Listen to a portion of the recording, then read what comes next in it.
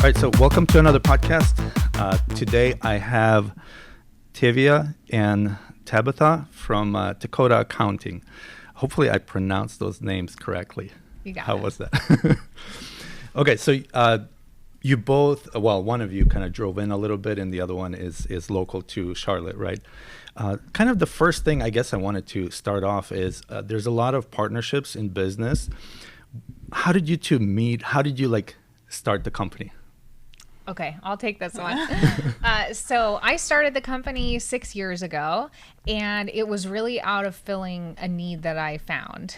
And about three and a half years ago, Tabitha was the first employee that we ever had, or applicant that came in and really understood, just from the website that we had created and the brand that we had out there. She understood who we were at the core. And so I knew something was different from the first email, because she wrote an entire book and she was the first person ever, clue if you're ever interviewing with us, she added a picture of her dog. And our whole team, one of the ways that we connect is we're animal crazy. And so everybody's always talking about their animals, and she really got that concept. And so when I saw that, I said, I hadn't even seen a resume. I said, automatic interview.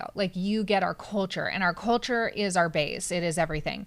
And so from that day on, she came in, hit the ground running, really just made such a phenomenal difference to what we were doing, because she is just really an operational genius.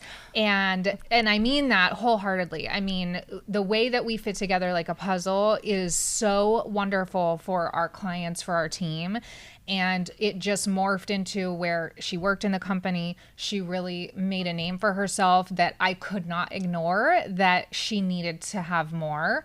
And we have just built this wonderful bond that we, believe in the same values, and we want to provide something great, something different, something breaking the status quo. And so we decided to do that together in partnership. Okay. So you started the company. How many years did it pass before you found Tabitha? It's been about 3.5 years. Yeah. Okay.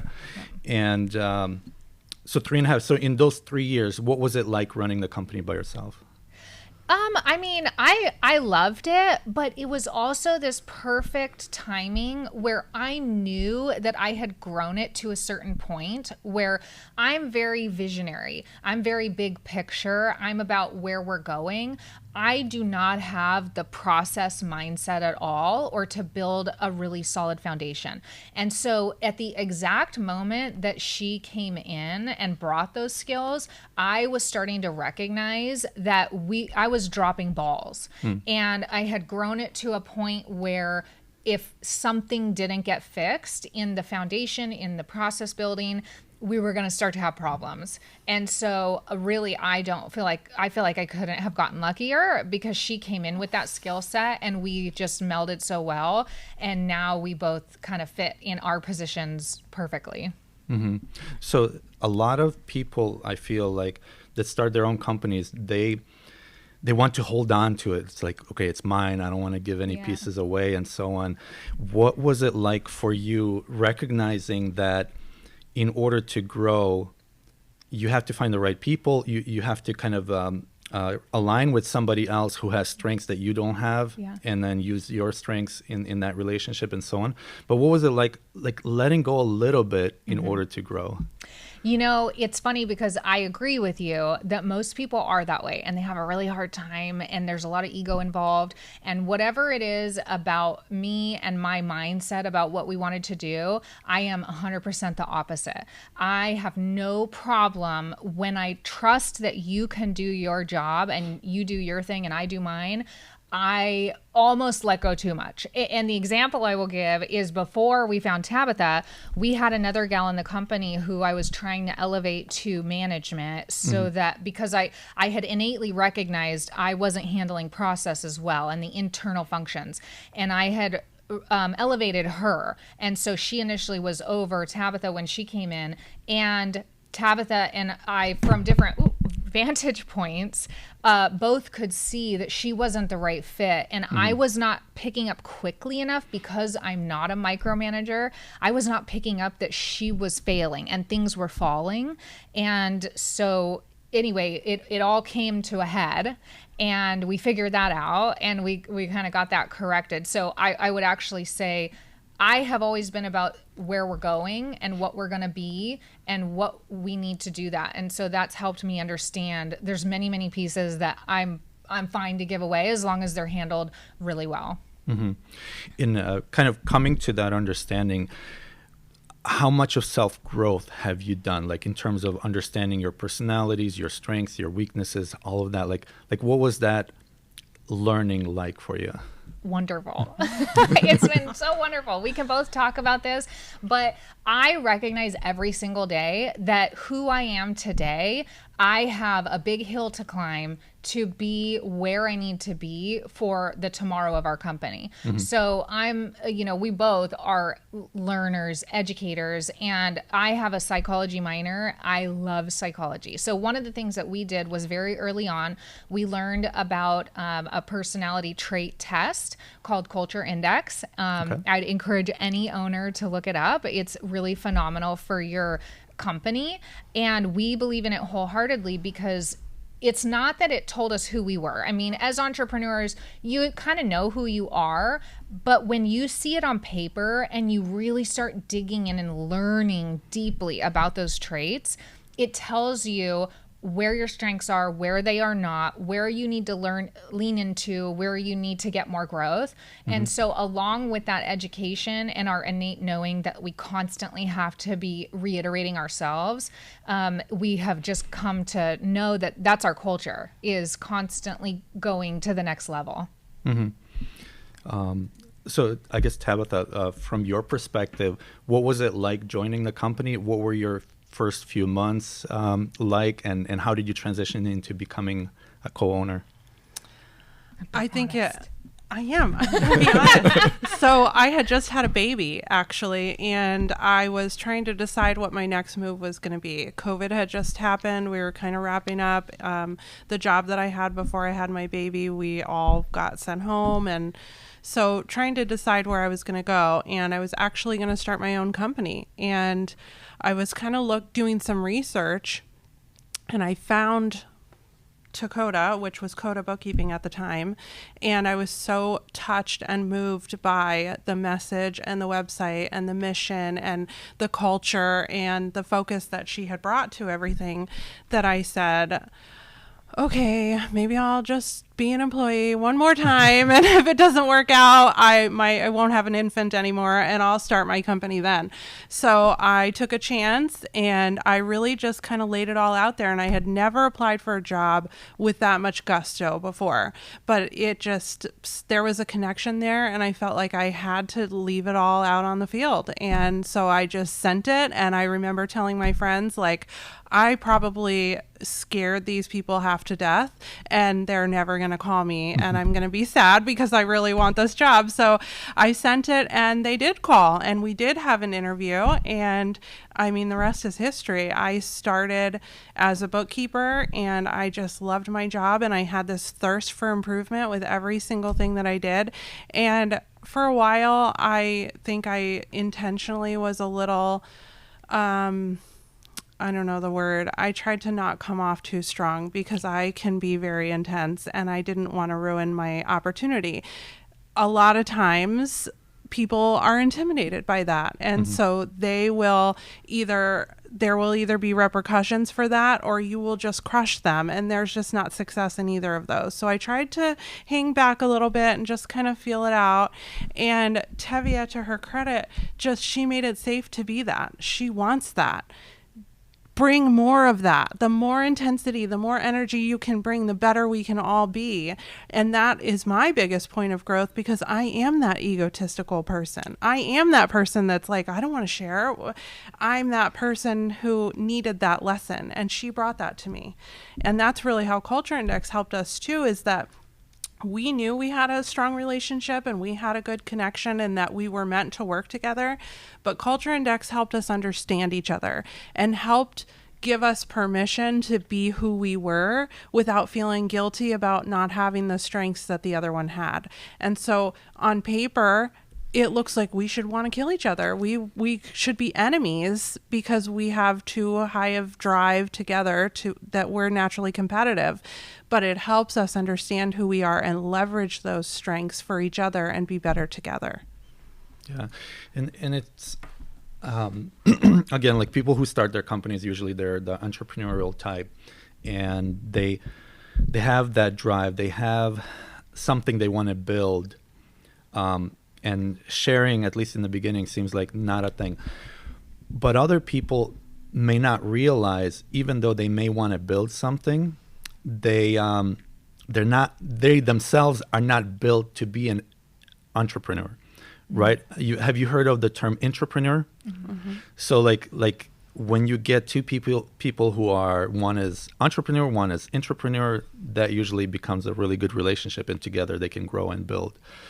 So how did, you mentioned Strength Finder, or not Strength Finder, but Culture Index. Was that like the key thing between you two to realize that you two can really grow something together? I think it was before that. Yeah, I mean, I'd say it was a mix because we both, luckily, are driven by the goal.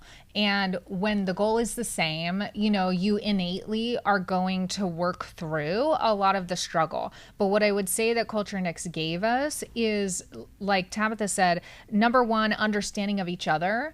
And it also gave us language. Mm-hmm. We now can sit down, and if we are having an impasse where we're not on the same page, it helped us better understand how to navigate through those things, because we both are very strong and driven, and there probably are instances without that knowledge and education where maybe we wouldn't have completed through the impasse and would have just said, like, you're too much, But because we are so in alignment and we want the same end goal, and we have that language and knowledge, it really has helped us be successful. And I frankly know that there won't be anything that we come up against that we will not come out stronger together on the other side because of all those factors.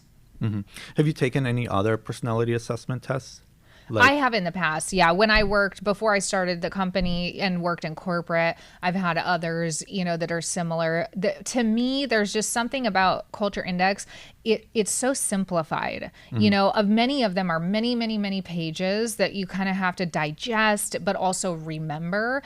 And Culture Index is so accurate that it's legally allowed to be used in hiring, which only 2 of the personality tests that I'm aware of are allowed to be done that way.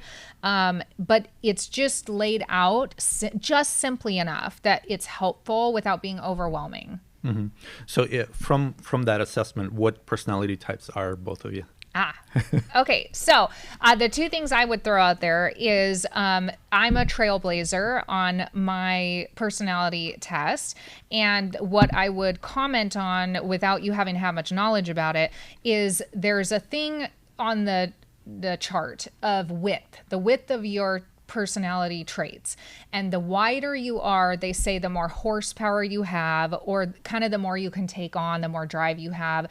And what I would say about, I'll let Tabitha speak to hers, but we both have extremely wide patterns. Mm-hmm. And so I would say in a leadership of a company, especially one looking to reach great heights, that's really encouraging, because there isn't a peak we're going to find that we are not the best fit to overcome it. Whereas if one of us had a smaller pattern, there's going to be a point where you reach your limit, and we just we don't think we have any. Maybe that's part of that ego trait too. But I'm an architect and tech expert hybrid in the Culture Index world. But I think some of the other ones, they call it like a high quick start kind of terminology they use. But it's just high level of drive, high level of get things done, and work quickly. Not super interested in any of the small things, big things. We're looking for big things. So Tabitha, are you more introverted or are you extroverted? Yes, I am more introverted, but our culture index advisor tells us that I can appear extroverted, which actually she's kind of introverted too on paper, but we can show up to something, like we can speak to a room of 500 people with no fear because we are excited for what that's going to get us and get our company. So there's nothing we can't do.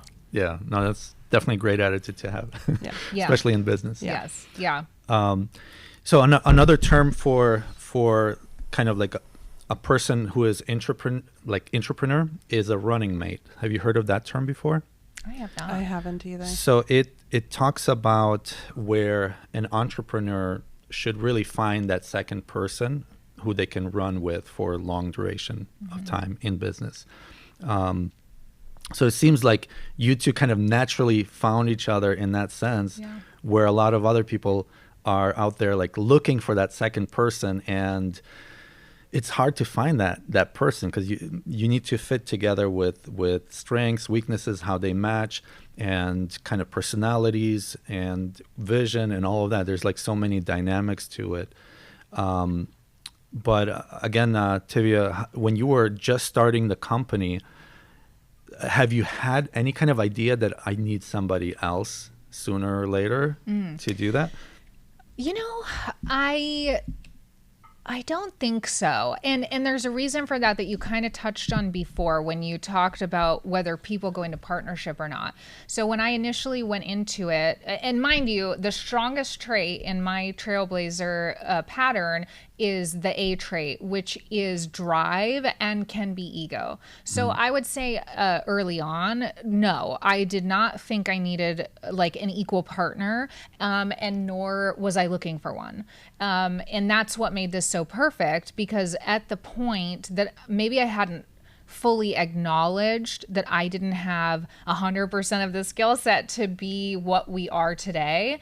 But I was recognizing problems were coming up and that I was going to have to figure out how to solve them.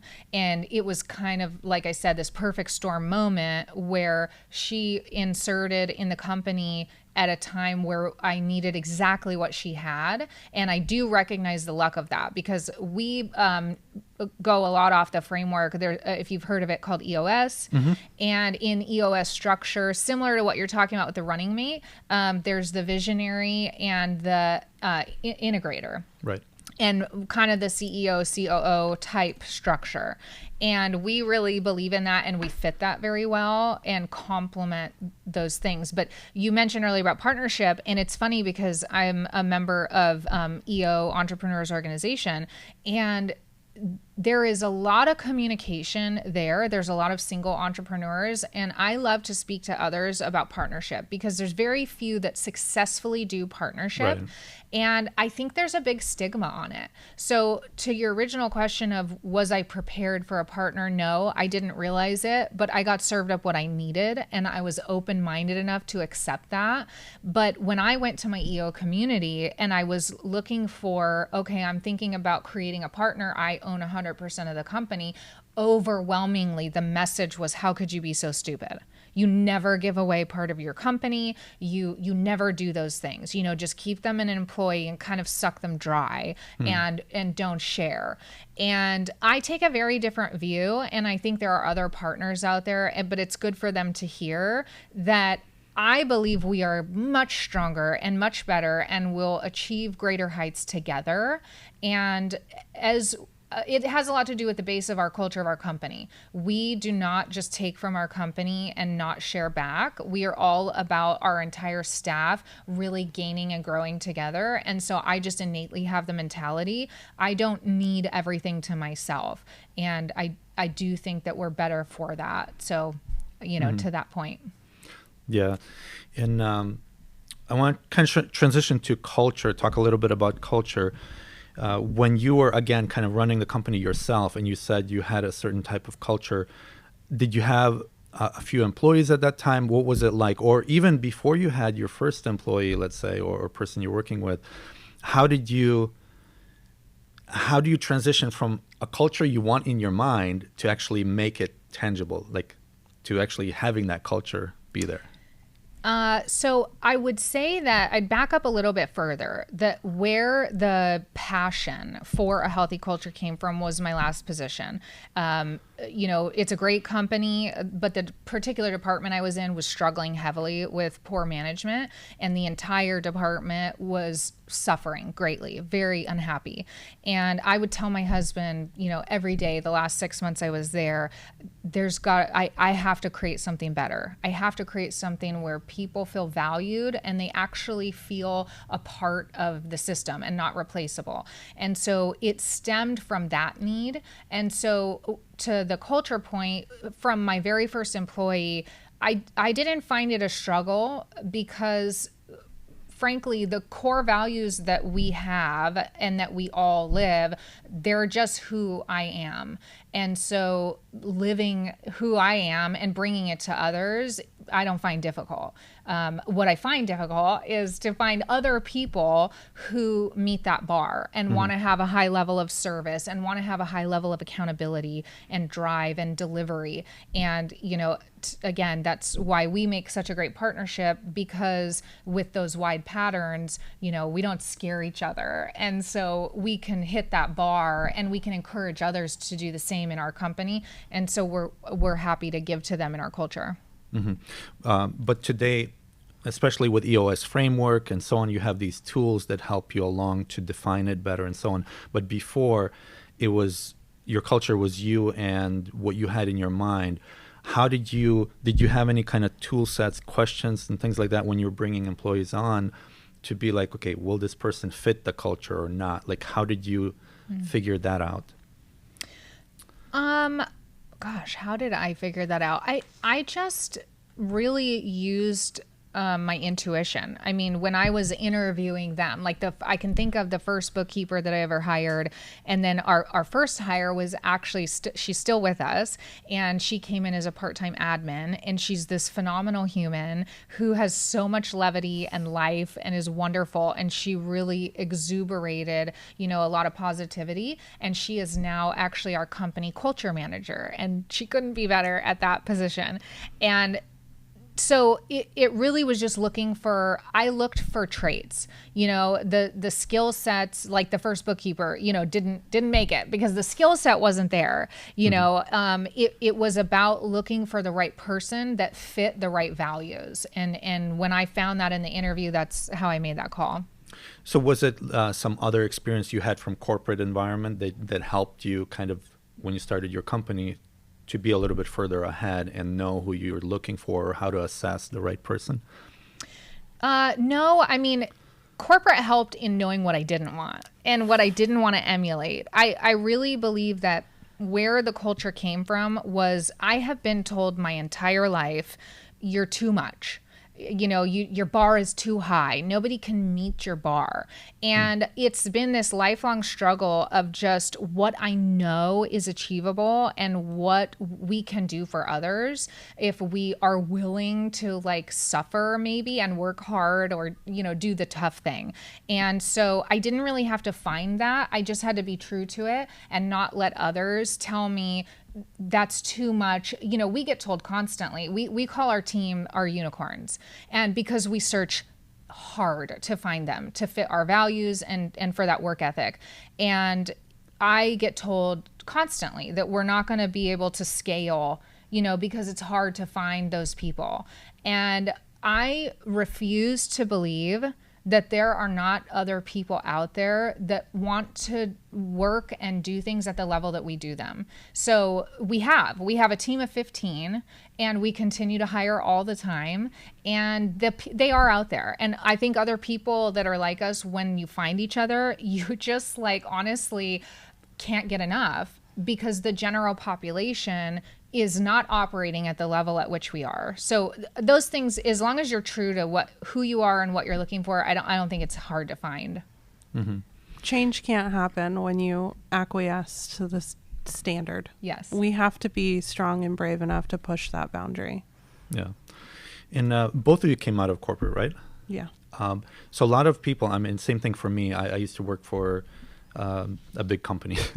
And over time, it's like you want to do things kind of your way, and you feel like you're stuck in some kind of like a rigid framework, and you don't have the freedom there. So you want to, like, at least for me, I wanted to do things my own way, grow things my own, kind of similar to what you were saying as far as giving back to the people around you on your team, not just like, you know, you have this corporation that just maximizes the profits for the people at the top or shareholders or whatever, but people who actually do the work, they seem to get the least amount. Yes. So like that in some ways also like inspired me to want to start my own company. So I guess the question is, what was that thought like? Okay, I don't want to work for corporations anymore, and I'm willing to take the risk of not making possibly much at all, and not knowing whether I will succeed or not with my own company, but I'm willing to take that risk and start it. And both of you can answer that. For me, the thought that I won't be successful doesn't enter my mind. I don't consider that as a possibility. It's a decision of whether or not I'm willing to take that road, because I know the level of effort and work it will require, because failure is not an option. It will succeed. It's just, do I want to devote that time to that while I have an infant? I'm not sure that I want to do that. And my other daughter is being homeschooled in the middle of COVID. So for me, it was not even a question of, will it work? This is a risk. Should I take it? It's, do I have the time? But whatever we do, we will be successful, because there's just no failure possibility. Yeah. You pivot. Yeah, well, all the time. Yeah, absolutely. I mean, you fail when you quit, Yeah. and you only fail when you aren't willing to adapt and try something new. So, you know, that's our philosophy. I would say, though, my jump into the risk really came out of need. I have always known I don't fit as an employee. And to the company I was with, the credit, I would say, if this is allowed, in good and bad ways, I was a complete pain in the ass for them. And it's because I was in a department where, much like sometimes what we need from our staff, they need just a repetitive job done. They just need, you know, something to fit. And I didn't know that I was entrepreneurial. I was not raised in an entrepreneurial family. My grandfather was, but my direct parents were not. And so I didn't have that exposure. And for me, I knew I had more to give, and I was constantly questioning, well, why do we do it this way? Can we do it better? Can we iterate? You know, I'm here, you're paying me, give me more to do. And the department I was in, half the time they were playing Candy Crush on their phone. And I'm sitting there with my ethics going, absolutely not. I will not be that bored. Give me stuff to do. And that's not what they needed from me in that position. And so it just didn't work. So I had a option where my husband and I actually tried to buy a business, and that kicked off my exit. So it was really about the exit and the opportunity. And when that fell through and we didn't end up buying that business, I went, oh shoot, I need another plan, because I now understand I cannot stay here. This isn't feeding my soul. And out of that need came, well, what can I do that people will pay me with my skill set until I have a team to do it even better? And so it kind of fed from that. So would you say that you were kind of born curious and born kind of like, I just got to do things, you know, kind of Energizer Bunny type of I would person? say I am either the most entertaining or annoying person in every room. You can ask my neighbors. So we just moved out to a rural area from the city, and we're like learning how to be farmers, and it's fun, but there's a lot we don't know, and it's a big life challenge. And our neighbors have done this their entire life. And the best example I can give is I have questions about everything at all times, and I love to ask why. Well, why do we do it that way? Can we iterate it? Can we use a different tool? I don't want to buy a giant 6-figure tractor. Can I do this from a mule? You know, like these things. So I am always the person in the room that is going to ask the questions. I am endlessly curious, and, you know, sometimes that is fueling, and sometimes that's a little much. Sometimes I have to try to put the stopper on. But you know, that's just the way it is. But it's something that helps. Like people who are curious, they get to learn more, and they get to kind of improve themselves faster, because the more questions you ask, the more you can learn. So I find it but I also find that certain people are curious, certain people are not curious. And it's like, Sure. it's almost like you're born with it or you're not. I mean, you can try to develop it, but you have to work harder at it if you're not naturally curious. Absolutely. I think. So maybe give a little bit of a background as far as your corporate roles that both of you had. Like so you two are co-owners of the company now, but before, what was your life like that led up to this point? So we can take a few minutes for both of you. So I actually was on the path to be a lawyer, a corporate lawyer. I was going to school, headed to law school, and I was working at a law firm, and an ad came out in the paper to be a 911 dispatcher. And I thought that sounds interesting and it could give me some variety on my law school application. So let's give it a go. So I ended up passing the test and getting hired. And that was probably the most pivotal experience ever in my life. It brought some very real things to light that I had never considered, being exposed to public service and that kind of side of life that I've never seen before. I wanted to have a family though, and public service is not conducive to that. I didn't want to miss Christmas with my kids and things. So I ended up moving on to work for a small business, a general contractor, and into the space of contracting and subcontracting and things. And so I did a lot of roles in that space for a while before moving into the education industry. And that's where most of my corporate experience comes from. And that's where I kind of got into like what you're describing of just the system of like, there's just people who sit in seats and do the same thing every single day. Mm-hmm. And my role was more management over a bunch of different schools. So I got to see a lot of people doing those things in different environments, especially in the public school area. So there's a lot of challenges there, especially now. And same thing. You just start asking questions going, this doesn't make sense, because when you do the same thing for so long and so many people are doing the exact same thing for so long, nobody knows why you're doing it anymore. You're just picking up what the last person put down. And very few people stop to say, is this the best way? And are we getting the best result from this? And we live in a day and age now where you buy technology today, it's outdated tomorrow. And there's always a new software, there's always a new tool, there's always a new rule or something. And if you don't have the ability to stay on top of that and have the courage to change it and face whatever growing pains you may have from changing it, then you will have stagnation. And when you see that happening and you see inefficiency all around you, and you're the type of person to question that and say, no, there's a better way. Our budget deserves better. Our people deserve better. Everything deserves better. We need to do better. Yeah. When you mentioned contracting, was that like construction contracting? Yeah.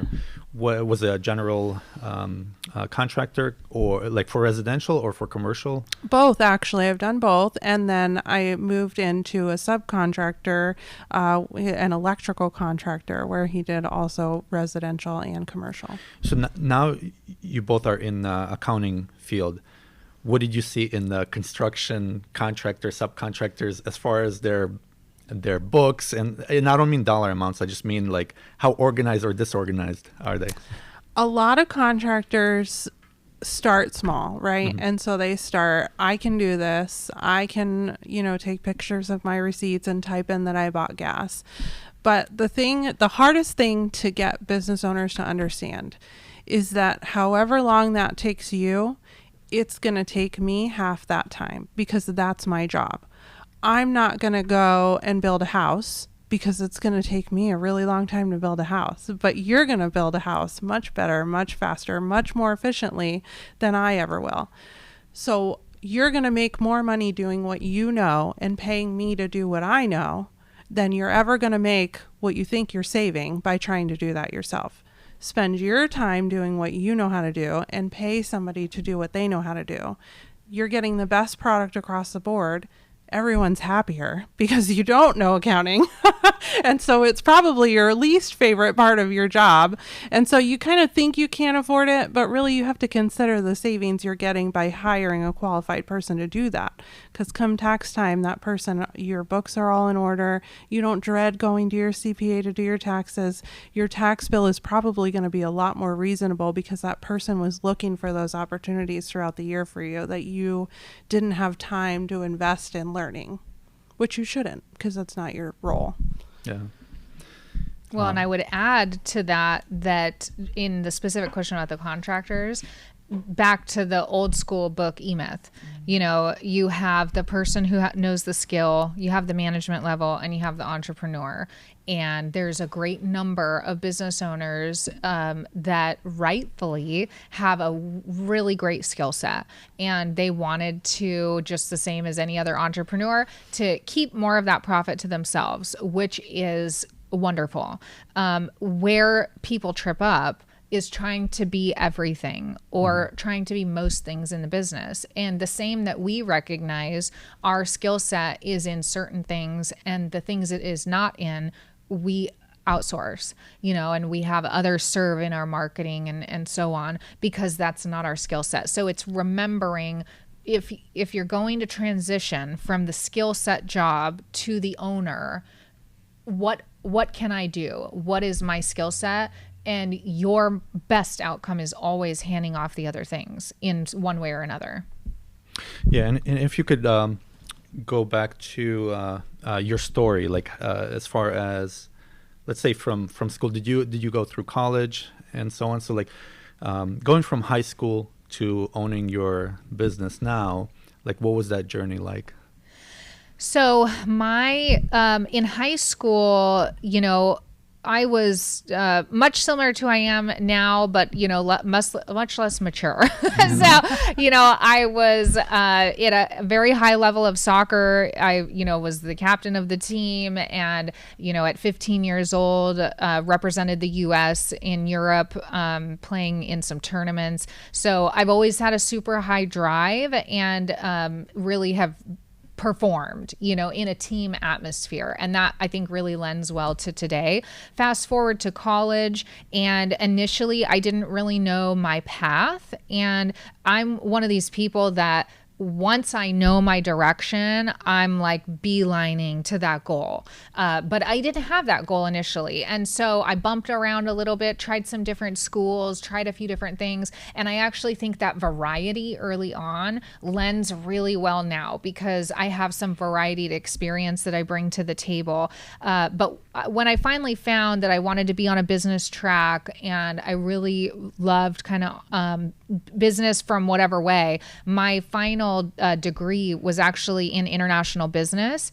And because I bumped around a bit, I actually have several minors. I have a minor in Mandarin Chinese. I have a minor in psychology. I have a minor in HR. And that was just from this extra time that I kind of spent in school. I kind of took like a 5 or 6 year track because, when you bump around, you kind of lose some credits and so on. But I just went through college because of my degree in international business. I ended up working for a customs broker of all things. And that was really interesting. I got to see what was coming in and out of the country and clearing paperwork and just seeing kind of the legal side of customs. And of course, in corporate, I got to do a lot of analytical work. And on the side, I was a very driven college student, and I wasn't just out partying. I had multiple jobs. I owned my first home by 23, and then need to make sure I was paying for that home. And so I ended up in a second job, just accidentally finding a mentor that owned his own business and really showed me the accounting side. And I took some accounting and finance in school, but I got to see it on the ground in a business and how it functioned and how to make it function well and how to read the analytics, and really have leveraged that into doing, outsourced CFO work for companies, and just coming at it rather than from a finance brain, coming at it from an entrepreneur. And what is it you need to know from your numbers, and what will benefit you as a business owner speaking to a business owner, not an accountant or a finance person speaking to a business owner. I think that's a very different discussion. Yeah. And kind of going back to when you both were in high school and transitioning to college and work, what was going through your mind at that time in terms of who do you want to be in the future? What do you want to pursue as a career, or what do you want to do in life in general as, with business, with work, with that kind of side of life? As I mentioned, I was headed for the corporate lawyer world. I was sure since probably the age of 12 or 13 that that's what I wanted to do, and it only changed once I started doing everything and discovering some other things. But I don't know that I can quantify that answer personally, because there's no limit. So I'm just going to keep traveling down this road, and where I'm going to be open to wherever it takes me. There is no failure. There's nothing other than success in front of me. So whatever opportunity I have, I'm going to take it. I've had a lot of different roles, and I think sometimes people are nervous about making changes in their careers, and that holds you back. You have to keep looking for that next opportunity. You have to leverage yourself and your own talents, and you have to have trust in yourself that no matter what leap you take, you're going to land on your feet one way or another if you have enough determination. So when you were in high school, you still had that kind of mindset? Yeah. Okay. That's really good. And I would similarly say, I remember at a very young age, my grandpa asking me what I was going to do. And it's not so much that I knew the job, but I just knew somewhere along the way, I learned about international business. And I would just say, I'm going to do international business, and who knows what job that is, I could be many. But I would say similarly, I'm actually a big believer that of the age of high school kids, that we put a lot of pressure on them and ourselves to know the answer. What is our path? And I would not say at that age I knew my path. Again, my direct parents, did not have businesses. It wasn't something really on my radar. And so at that point, that was certainly not the solution that I had. It was just, I knew you go to college, you get your degree, and then you figure it out. And I'm a big believer that kids of that age should be given a bigger window to experience life, because then you figure out what your passions are and what direction you should go. Whereas, we've been funneling them through school for 18 years. So where have they had opportunity to find that fit? My answer to that would be, I didn't have that answer and I had to go find it. Yeah. And the reason why I'm asking this, I have 2 sons and 2 daughters. 2 daughters that are out of the house now. One became a teacher and the other one's trying to figure out what she wants to do. Sure. And then 2 younger sons that are still in high school. But kind of from their perspective, you mentioned pressure. I think kids do get that pressure, like, okay, you need to either go to college and really know what you're going for so that you're not wasting money on college, or go work or go to the military or go do this or that. But from that perspective, like, the other challenge is that a lot of people, whatever track in life they pick, they seem to just stick to it. They don't necessarily go to a totally different industry and so on, so they don't get that wide experience. And they feel like, okay, I started this, now I just have to be in this. Like, what advice would you give them, the younger young adults or teenagers, as far as it's okay to go from one industry to another, or how do they figure out what is their thing that they should go after? I heard something wonderful just recently that's so relative to this, which is I do feel for kids right now, even more than before, that are trying to figure out life, because number one, AI is creating a lot of uncertainty. What job should I do? Is it going to be here? And on top of that, you have the economy, the inflation, kids can't afford houses, so on and so forth. There's a lot of uncertainty. And so to ask them to know their path, I think is really stressful and honestly kind of unfair. So So what I would say is I heard someone speaking about, the go forward with AI. It used to be that you went down a path and you just dug really deep in that path, and there was a career for you to have because you ended up being an expert in that path.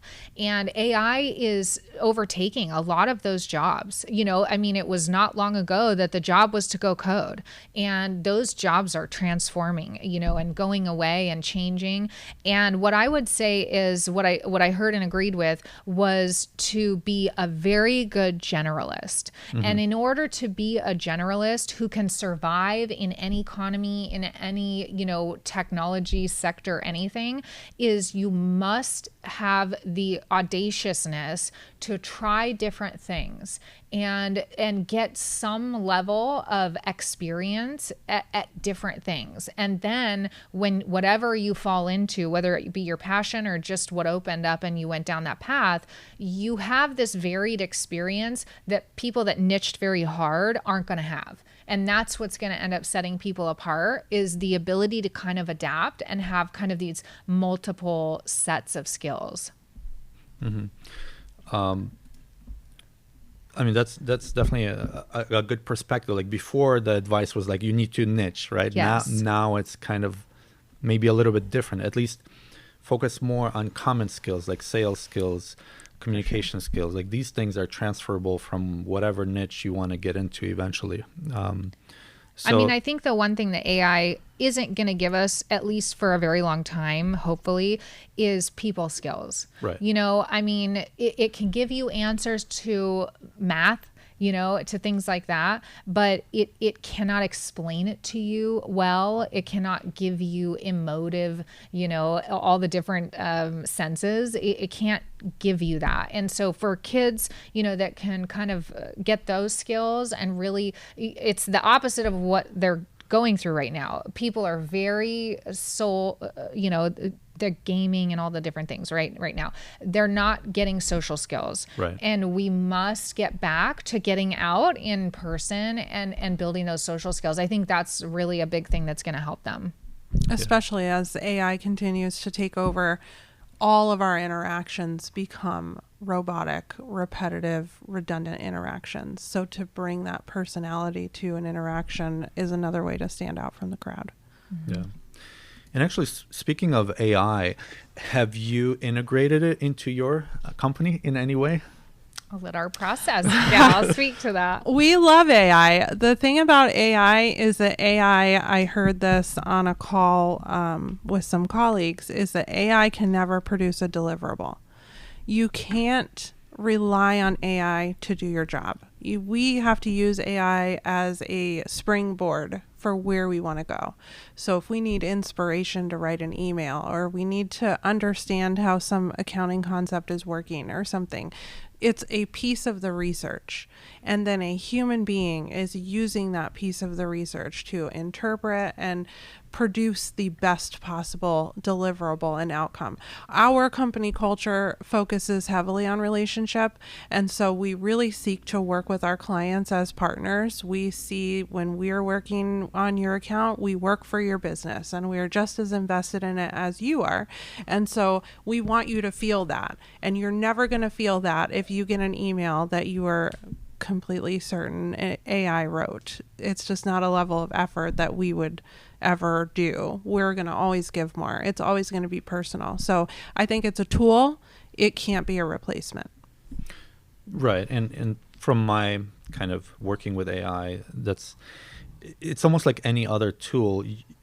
It's a tool. It makes process or whatever you're doing faster, but it can't do the work by itself. Mm-hmm. Like you still need to put in the right input. You need to check it to make sure it's whatever it's giving back is actually what you want to present or do whatever with it and all of that. So I definitely agree with that. It's great at when we're brainstorming something and we're like, what's another word for this? Or I want to do this and give me some ideas. And it helps you, it kind of gets the juices going, but it doesn't ever produce anything for us that we would send out to someone. Mm-hmm. So what about your company? Tell us a little bit about the services that you provide, and then we'll go from there. I want to learn more about the company. So Dakota Accounting provides bookkeeping services. We kind of call it internal accounting. So it's a little more than just simply categorizing your costs and your income, right? It's advisory level review of what that stuff is. So not only are we going to categorize it and categorize it correctly because we understand the functions of our jobs and what that means for your tax position and the management of your company, but we're also going to give you some insight into what those numbers mean. If you don't know how to read your financial statements, we will teach you and we will show you what these numbers mean and how to analyze them in a way that tells you how is my business performing and where am I headed. If you need help budgeting, if you need help sticking to your budget, if you need some controller or CFO level services, we can provide that. And it really helps the business owner have an unbiased viewpoint on their financials. When you have somebody internal doing those things, they have a dog in the game, right? You having somebody from the outside that's just going to give you the clear picture of how things are looking. You have somebody who is also bringing a wealth of knowledge and experience from other companies too, not just your own. And then I will add, we also do payroll, sales tax, AP, AR, billing and invoicing. Yeah. We kind of say we'll do anything. If you hired a bookkeeper to work in your office and you would go, oh, this thing I need my bookkeeper to do, just send it to us and we're going to help you. We're never going to tell you no, pretty much. So is it mostly around bookkeeping, or do you go to like CPA level of services that you offer? We do not file taxes, and there's a really good reason why. Similar to what Tabitha said, that, when you have someone internal to your office, say, submitting your payroll, you have someone in the office that knows everyone's pay. And so the transparency that it gives you is limited. So outsourcing things like that to someone who's not invested in what does the owner make versus what do the employees make, we're not going to bring that in. So that gives you kind of a veil. And we believe, long before I had the business, I believe checks and balances are incredibly important, and you want your vendors working for you. So I believe in having a CPA separate from your bookkeeping team and not in the house of the CPA. Because why? Again, like Tabitha said, we work really, really hard to make owners aware of their opportunities and their numbers. If you have your bookkeeper up under your CPA, they work for the CPA. They're not even going to talk to you, let alone give you any analytics or insight. So we kind of keep an eye on the CPA and that they're serving you well. And our hope is that the CPA is also keeping their eyes on our work and giving you feedback that you have a good provider, and we work together to the best outcome of the owner. So I believe in having those things separate, which is why we don't do taxes. Mm-hmm. And in terms of budgeting and projections, what have you seen in your customers or clients as far as how they budget and how do they project? And to give a little bit more context, as an example, if you have more of kind of like job accounting, you have a job that comes in, you have the income, you have direct expenses or cost of goods sold, if you want to just kind of limit it to that one job. Then you have your gross profit, which you can subdivide into different overhead, like marketing overhead or office overhead, operations, like if you have certain type of operations overhead and so on. It's like, in my mind, that's how I've been kind of structuring my business. How do other people or other companies do it in a way where they know they're going to be profitable on a job by job level, rather than like, let me just throw all the money into the account and you have all the expenses coming out, and at the end of the year you figure out if you're profitable or not. Like for me, I want to know in smaller increments, pretty much like on the job by job level. You're ahead of the game. Yeah. I would start by saying that. You should take this about feeling, running your business on feeling. Yeah. I would say that you, frankly, are ahead of the game. Most people that we see, and we do serve, the contractor industry and those different arms of that a lot. They are doing the general model where everything goes into a pot and, the profit is the profit at the end. And you can do that, but it is not the most efficient way. It is not the best way for you to learn how to improve as an owner. So the model that you're using, we call it job costing, and it's exactly as you described. You should know when you have specific projects that have a start and an end, what is your income for that? What are those direct expenses for that job specifically? And that gives you that margin. And it really, the biggest benefit I can say from that is knowledge, because you're going to have jobs along the way where for one reason or another, either you quoted incorrectly or maybe the costs got out of hand. Doing that structure allows you to learn and change and tweak in the future. And so that every job you have coming through, you can kind of budget or forecast to what your expected profit is, which will then let you go to the bottom of the P&L and know what that net profit after operational expenses is. So I would say there are several different ways to do it. But my focus would be to what is the best way that's going to help you. And you're certainly on the right path for that, for sure. And related to that, so I do the job costing model, but the hard thing that I have, or hard for me at least, is to project out, like, how do I know if I hire another person and they become part of this overhead that now I need X amount of jobs or whatever income, profit, gross profit. Like, how can I project out, like, can I afford to hire somebody or not? Yes, that is a great question that everyone should be, calculating for. And the thing is, I always tell owners when I'm doing, fractional CFO work, is the answers are in the numbers. If you will sit down, every answer you need is in your historical numbers, assuming that they're correct, and they're organized well. If you sit and you look, you know what that employee is going to cost you. Now, the caveat I would give you when you're thinking about, can I afford an employee? If you are only thinking about the wage that you're going to give that employee, your calculations will be off. And it is because there's something that we call total labor burden, which is wage plus costs. You're going to have taxes. You're going to have, if you offer benefits, you may even have costs if you get them supplies, or, do they have to have a truck, all these things. Okay. And that's probably a little bit outside of total labor burden, but it becomes relevant. What do they need to do their job? So you must come up with this number, and you as the owner, roughly what that's going to be. You can pencil that out based on your past employees. Then what you can do is you take, on your historicals, what is your average profit per job? And you can turn that from a percentage to a number.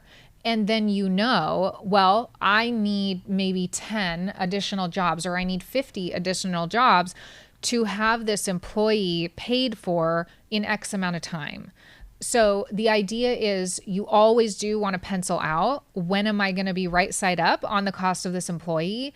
But you can always get there. The answers are there in what is the money you have made, what is the profit that you have to invest to that, how long will you be, quote unquote, upside down, if at all, on an employee, and when should you be right side up? And then what you want to do is pencil that out.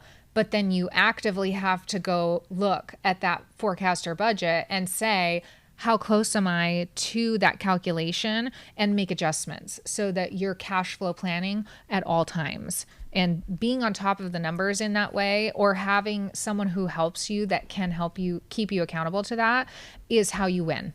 And that is how you find profit. Because I promise you, whether you have a budget or forecast or plan, there's a plan happening. It just may not be the plan that you want to shoot for. So when you have someone to help you, organize that, or you're doing a good job yourself, you're planning for better success. It's like no action is still an action, right? Mm-hmm. Absolutely. Yes. I mean, everyone out there that goes, oh, I need to do this, or I should be doing this, you're doing it. You're just not having a guarantee. You are not having the performance you could be if you either yourself or you outsource to someone to help you be accountable to those numbers and do those calculations.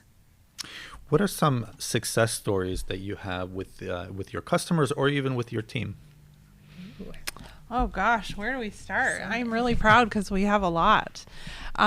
We have a really large manufacturing client, and we recognized a new payroll software that was available, and due to their size and the benefits that they provided to their staff and the structure at which they had that program built, we identified an opportunity for some savings.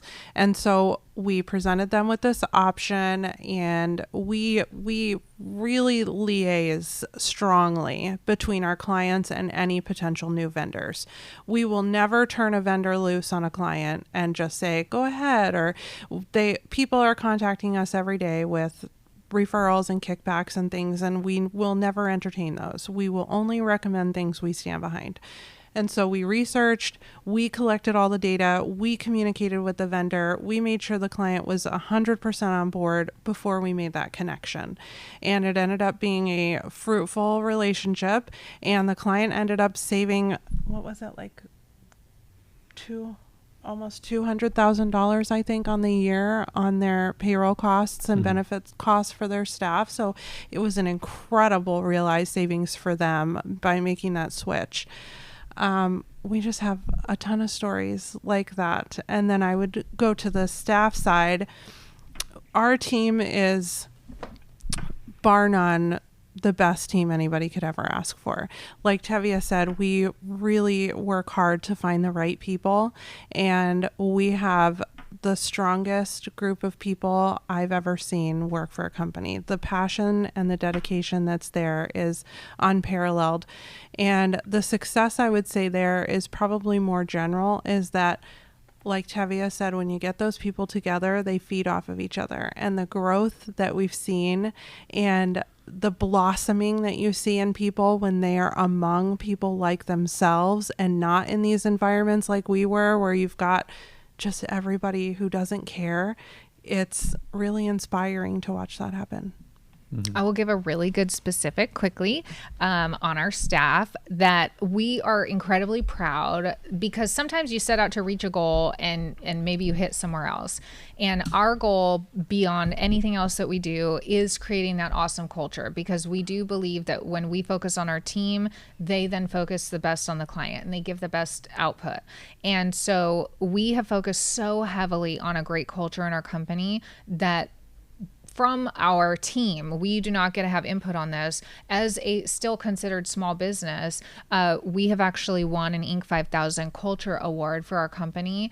And I personally could not be happier about that, because to me, it's correlation between the goal that we want to achieve and that we're on the path, that we are actually doing that and not hitting off the mark. So for that, to me, it says keep going, do what you need to do and take care of those people. And on the customer side, I would just say, again, so many stories, but we are almost 100% referral based. And so I think we're in a day and age where people go online and it's very easy to put up like a negative comment, right? People are very willing to do that. It's very hard to impress someone enough to go and give positive communication. And all of our business comes from positive communication. And we have what Vern Harnish and Scaling Up calls, gazelle growth every year. And that gazelle growth comes from wowing our customers and them spreading the word and giving our name out. So I would say that that's our quantifiable, number that we know we're doing something right and that, they're happy.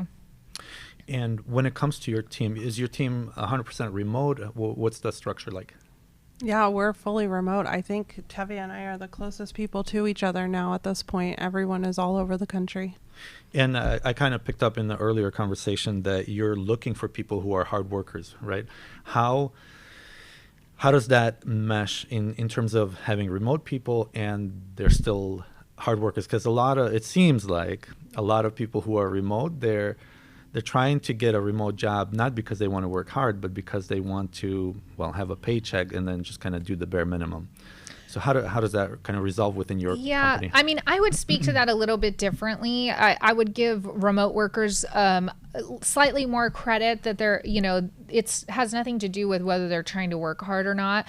It's more about their personality type, and they're drawn to remote work because maybe they're not the most social of people, potentially, more introverted, which is fine. A lot of our staff has introverted personalities, and I think where we have won, all the staff is all, US based. We invest so much in their connection, because what we have found is, Tabitha could be considered an introverted personality, much like our staff.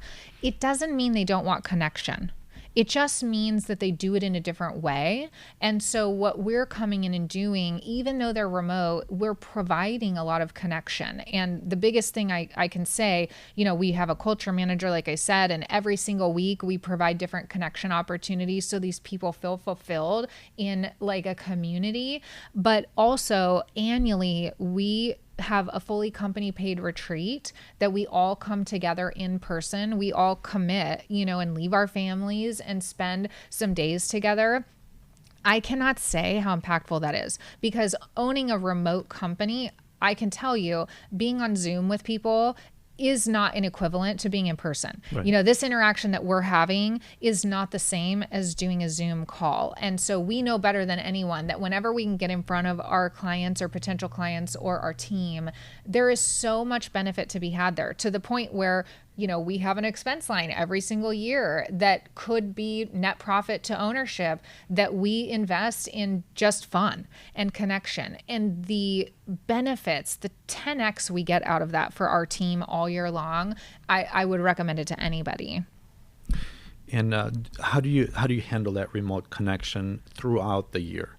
Do you have regular daily meetings? Do you have weekly meetings or daily interactions that are less official? What is that like?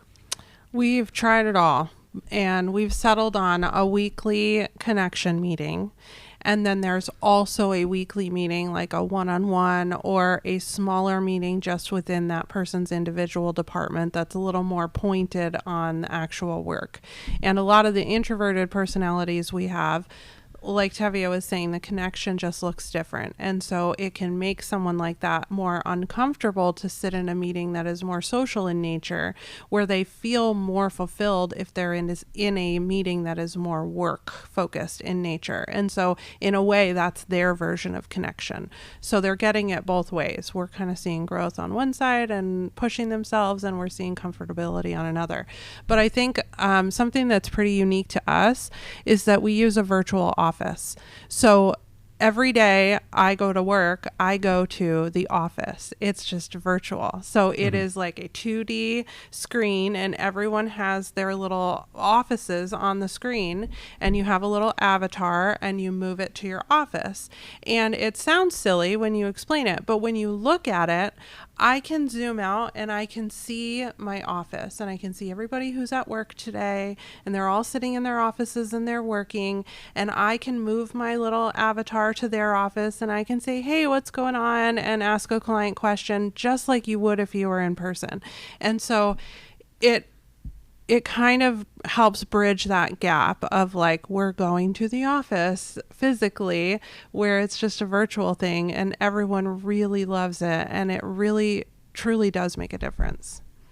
In terms of incentives, you mentioned having a company get together, a retreat every year. That's definitely an incentive in itself. But what other incentives do you provide or create for the team?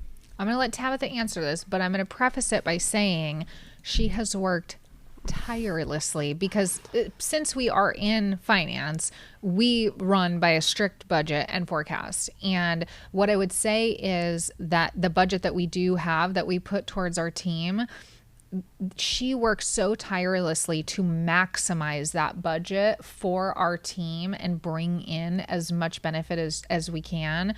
But I'll let her give the specifics on that. But she constantly is iterating on that and bringing them new things. That's our mission, to touch our people and try to make them feel like they are valued and appreciated. And really what it comes back to is we understand we have a limited amount of money that we have to spend on this. And all too often, the benefit programs at work are very cookie cutter. And I think it's wonderful if my job offers me a gym membership. But if I'm not a person that goes to the gym, or I don't have a gym by me, that is wasted money and I'm not feeling that benefit. And so it's really important to us that our benefit package speaks to every single person in every possible way. And so I think as far as that goes, we have an insurance option. We have all the typical stuff, retirement and insurance and things like that. But where I'm very proud to say we have made the most advances is that we offer our staff a stipend that they can spend any way that they want. And if it means that singing lessons are going to touch their lives in a way that matters to them, we're going to pay for their singing lessons. And so they have a benefit that they can use on a desk if they want, or they can use it on singing lessons, or they can use it on tuition, or they can use it to pay down debt, or they can use it to buy groceries if they just can't make ends meet this week. Anything that is impactful for them, they can use that. We also have a get out of the chair incentive. So our job is pretty sedentary, and we spend 8 hours sitting at a desk most days. But if you need us to buy you a walking pad or a standing desk, or you want to run a 5K, or you want to do something that is active that helps you get away from a sedentary lifestyle, we're going to help make that a little bit easier. Also, we have Jessie, our culture director. She, every single day, her job is just, what can I do to make your job better? And so we consider that a benefit. She plans games. We do virtual escape rooms, and we're listening to speakers educate us on something interesting. We do face painting parties, just the craziest things that you would never think this is fun. And they always come back and tell us these stories like, I told someone that I was playing Jeopardy at work, and they were like, what?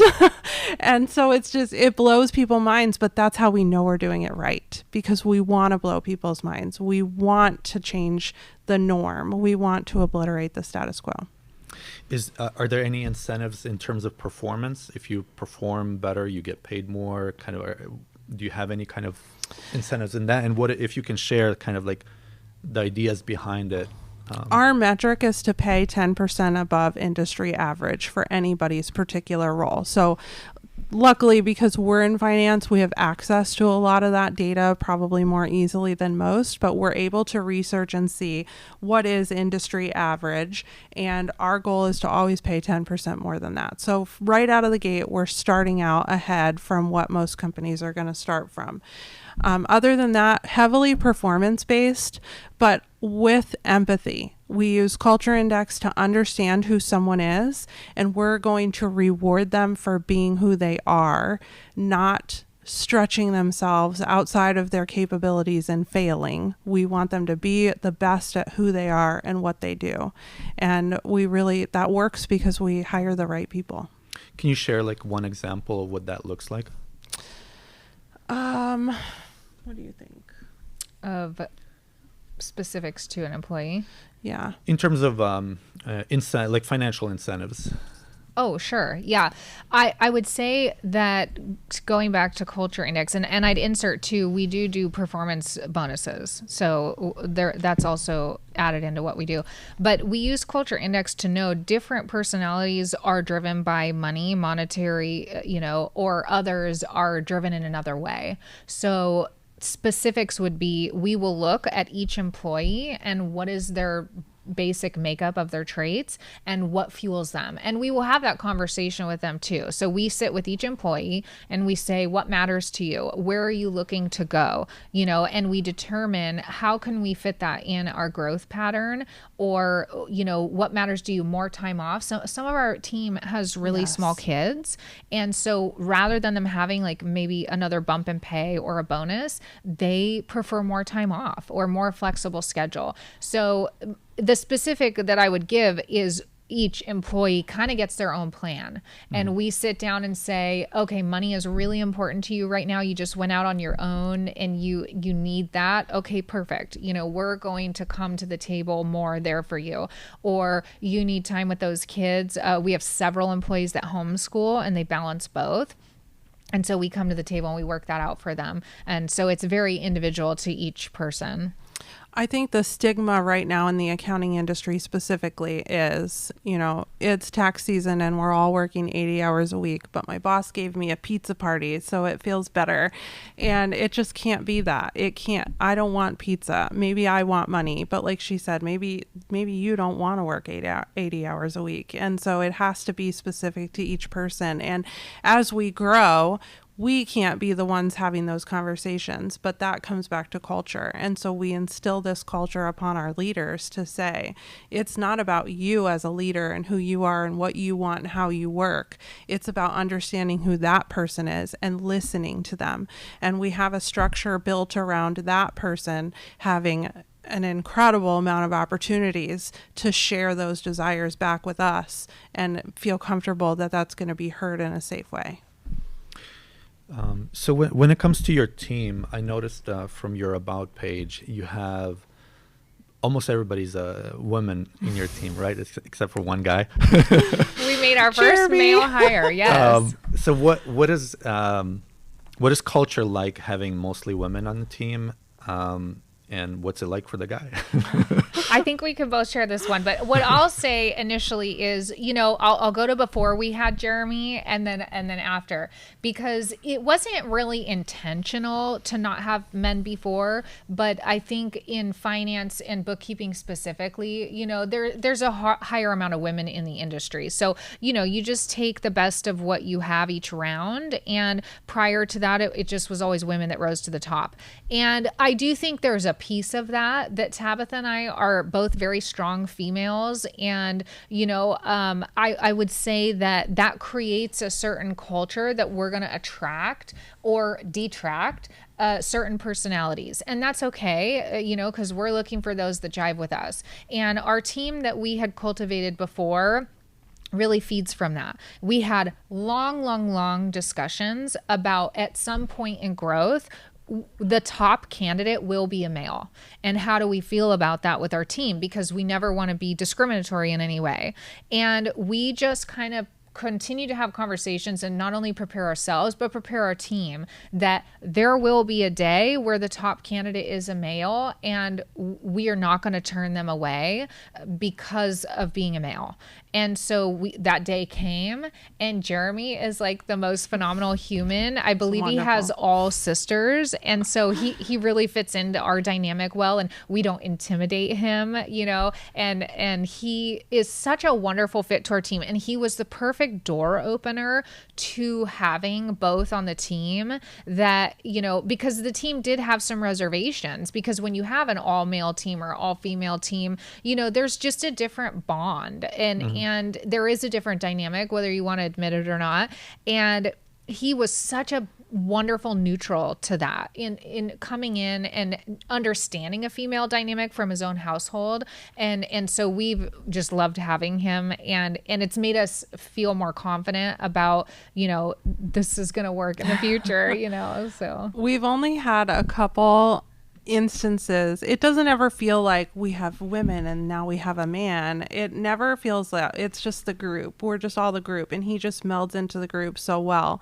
But I will say, planning our retreat this year, this was the first year we had to consider, sometimes we share rooms or we get an Airbnb or whatever, what's that going to look like? And so maybe Jeremy doesn't want to share a room with a woman, and so we need to consider that. And then the other thing is we always send Mother's Day gifts to our staff, and we only have mothers, but now we have a Father's Day to consider, and that was the first time we had encountered that. But we sent Jeremy's wife something for Mother's Day, and he talks about her enough, and we kind of see her on meetings and stuff too, that it almost feels like she's kind of part of the team too. And so I really hesitate to use the term family, because I think it's important to have family and work separate, but we are just really close, and we just value each other so much as human beings and colleagues and all of those things together, that Jeremy has only brought us wonderful things. So we're so happy to have him. It's a great community. Yeah. That's awesome. Kind of going back to the culture a little bit, before Tabitha, you came on board, when you set up your website and you set it up in such a way that some things were evident about the culture, like having pets and things like that, that attracted you kind of to that company. Some people, entrepreneurs, others are afraid to put an aspect of a personal Yes. to the company. They're like, okay, this is company, this is my life, Sure. personal life. I don't want to integrate it or add anything to it. Of course. What was your thought like back then, as far as, no, I don't want just this kind of boring company. Sure. I want some of my personality in it. I think it goes back to, I am so aggressive about, I just hate the status quo. It just does something to my soul. It's just so average. And I'm lucky that I am married to a very successful marketer. And so I learn a lot innately from just listening to him.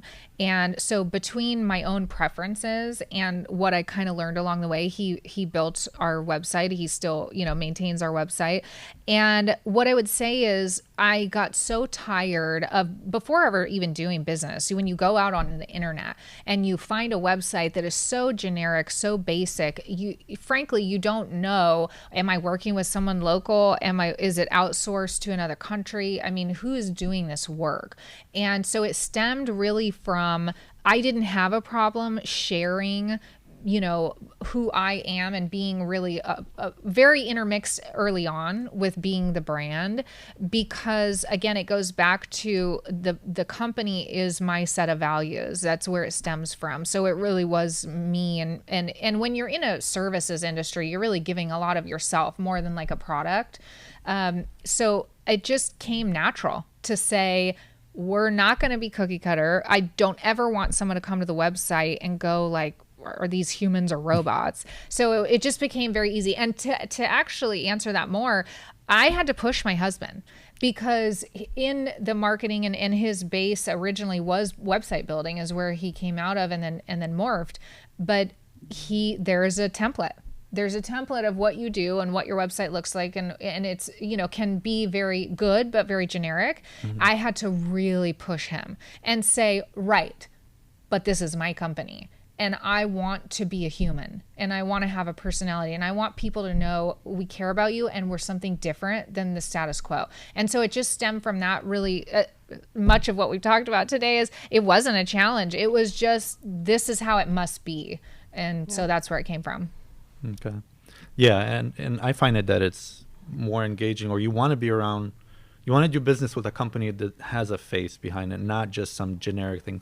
Like some of these other companies, they'll put a website up and you go to the about page and they're just telling you what services they do. Yeah. Like there's like no connection, no people, no anything. And it's like, I don't think I want to do business with them. Everything on our site stems from us. Every animal is owned by someone on the team. I mean, we really, all of our content, we stem from, real people, our families, our lives. We're really trying to show like, we're real people and we want to work with real people and people that want to make a difference. And we're trying to make sure that that's heard. It makes it really hard, to be honest, on content, because I particularly don't actually really enjoy being the focus of the content. And because a content creator, my goodness, the amount of work it takes to create all of that, it's exhausting and it's not my preference. So it's very hard to put yourself out there, but that's what it takes, I think, nowadays, when there's so much noise and so much choice,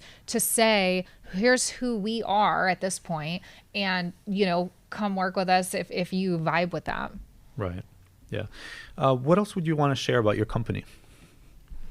I think we can piggyback on that. It's that, are you tired of being, in the machine? What is it? Anything that you need these days, what is the go-to? You go to Google and you search it, and you go to the automated form and you fill it out, and then you get an automated text message. It's just, you have no connection to another human being. And how frustrated do we get when we're on the phone listening to hold music for 20 minutes where you just are pleading with the universe, just let me talk to a human being who has enough common sense to understand what I'm saying so that I can complete this objective and move on to the next thing. We've all been there. And so I have said from day one, since I sat in my new role as COO of Dakota, we will never have an automated phone system. You will call our number and you will always reach a human being. And that human being will always know the person you need to talk to. And then that person will always call you back. We will talk to you. It won't be, you call and leave a message and it's 2 weeks later that someone calls you back, even if they ever do. We will communicate with you, and we care about what you're bringing to us, and we want you to care about what we bring to you, but it's a partnership, and that is really at the core of what our mission is. So do you have an ideal customer or client, and do you have clients that you don't want? And what is one of them, each one of those? Yes. So we do not specify to industry. We have many, many companies in certain industries because of referrals, but our ideal customer is exactly what Tabitha's talking about. It's mindset. If you heard us talking or you look at our website and you, like I said, jive with what we're putting out there and what you want to achieve, that is the person we want to work with. We value what you're doing. You value what we're doing. Let's do something cool together and do something better. That's our ideal customer. It's a very generalized explanation. From a marketing standpoint, we have a better avatar. But I would say who we don't want to work with is we're not really interested in a very transactional relationship. If you don't want to hear from us, you don't want to talk to us, that doesn't work really with what we do. The way we bring you value is to say, hey, we have a nugget here for you. Do you want it? And if you don't have any interest in that, if you're just looking, for basic services that get it done and don't speak to you, that's a different provider. So I would start from there, that what is it you're looking for? Yeah. So. In a little bit more detail in terms of what you actually do with bookkeeping, what do you offer? What services? A little bit next level down in terms of detail. So we can serve small businesses that just need monthly books closed. And we do, for all clients, send out a monthly financial packet that's going to have the reports that you need to read. So at a bare minimum, closing your financials, accepting everything that you did, your transactions monthly, and give you those reporting. That's kind of the smallest, package, if you will. Then we have companies where we're daily, accepting, they have enough volume. We're accepting what they're doing. We're paying bills. We're sending invoices to clients. We can also even call and follow up on payments in a very professional manner and make sure that your cash flow is staying top of mind, because that's really important for small businesses. We can submit payrolls. We can submit sales tax. Really, like Tabitha said, outside of that, if you have kind of a need that might be taken care of, is it getting a hold of a government agency, something like that, additional needs outside of that, we can talk about customizing those in, but we can go from daily needs on volume to just monthly. So we can really vary that package. But sorry. I was just going to add, every level of service comes with advocacy. And what that means is just really a commitment to supporting you as a business owner. So if we're running your payroll, and we've run your payroll every week for the last 50 weeks, and somebody has gotten a paycheck, but this week they don't have hours, we're going to ask you, why don't they have hours? Whereas, your plug and play service is never going to do that. And 9 times out of 10, it's an oversight that we have just saved you from. Or we don't see an electric payment having been made, and you normally make it around this time. Did that get missed? Oh my gosh, you just saved me a late fee. So that extra level of detail and attentiveness and true, genuine care for how you're running your business and what needs to happen is always there. All right, that's awesome. So we're pretty much at the end here. What anything else you'd like to share? Kind of your last opportunity to share anything about your business or anything else you want the audience to know. Oh my gosh, we've covered so much. I would just say that we're here. We're excited to shake things up in our industry, and we really just want to make a difference for not only our employees but our clients. And we're happy to have the opportunity to do that. Okay. And one last question, which is, what do you think the world needs more of today? Oh gosh, I think the world needs more connection. I think we are more disconnected with the internet and AI and everything going on than ever. And I was going to mention that earlier when Tabitha was talking about our company. I believe small businesses are in a very unique position where we not only serve our communities with products and services, but we also serve our communities by hiring. And that duality that we have, the opportunity to positively impact our communities, is unlike any other opportunity. So I really think that business owners can step into another phase of ownership. And when we create a microcosm of a positive community where maybe people are not getting that anymore in the home or whatnot, that gives them something to take home and replicate in a very positive way. And we're really proud to be a part of that. And I would say empathy, just taking a minute to think about how our world revolves around us, but that's true for everyone. And we all need to just take a beat and think about what we're all going through and not be so quick to judge. Yeah, no, those are great. Definitely. So how can people reach out to you? Like what methods or? All the ways. Yeah, we don't Takota care. Accounting. I mean, we have our website, of course, takotaaccounting.com. All the social handles we own for Takota Accounting. You know, we're on LinkedIn, Facebook, Instagram. We even have a Discord server. Whatever method is comfortable for you works for us. Okay, that's great. And so thank you so much for joining me here, sharing about your company and about your lives a little bit. Thank you. Thank you so much. Thank you for having us. Yep.